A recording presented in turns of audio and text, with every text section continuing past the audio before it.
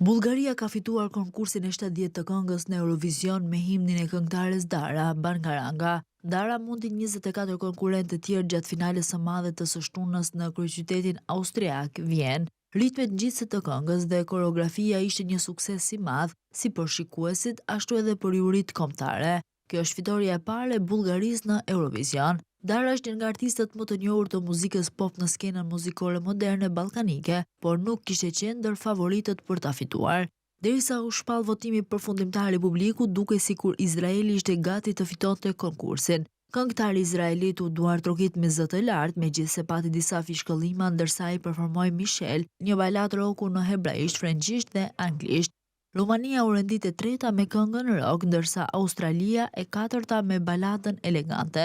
Ndërkohë vendi ynë që përfaqësohet nga Alice me këngën Nan u rendit në vend të 13. Për këtë edicion, masat e sigurisë ishin të rrepta në të gjithë kryeqytetin austriak, ndërsa pati demonstrata para shfaqjes për shkak të pjesëmarrjes së Izraelit. Qindra persona marshuan pranë arenës së konkursit para finales të së shtunës, disa prej të cilëve mbanin pankarta me mbishkrimin Blloko Eurovisionin. Për disa, ky vit i 70 i konkursit më të madh dhe më të vjetër të këngëve në botë, do të mbahet mend si ndoshta përçarsi më i madh i kohëve të fundit, pas muajsh protestash dhe grindjesh të brendshme. Spanja ishte kombi më i madh që u tërhoq si kontribues kyç në Eurovision. Si antare e 5 vendeve të mëdha, ajo garanton qëndrueshmërinë ekonomike të konkursit, kështu që mungesa e saj krijoi një boshllëk financiar.